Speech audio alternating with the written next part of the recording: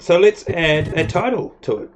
How do we add a title? We can go up to our project bin again, and you can right click and go new item title. You can do that, or you can go up to file new title. And I'm in 2015 version of Premiere Pro, but I think in 2020 they call it legacy title. It should be there under title, and then maybe in brackets it says legacy or something like that. But that's the same thing. And what it'll do is it'll ask you for a size for it and a name. So we'll call it title 2. Very nice. And then it'll give you this wacky looking interface.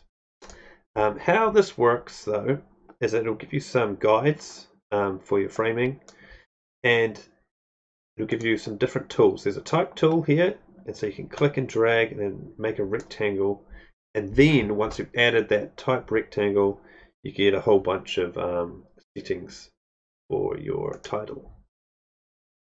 So let's have a look. What do we want? Something cool like this. Let's just have that to play around with. Choose some wacky typeface.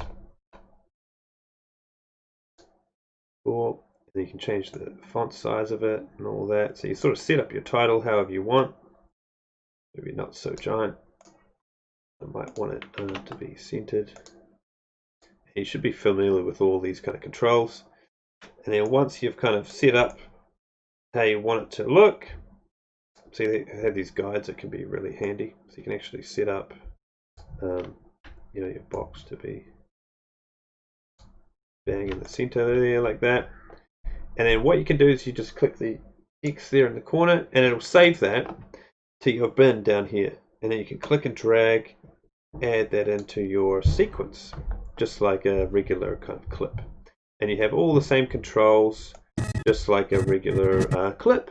So you can actually make it extend over a longer period of time or a shorter period of time.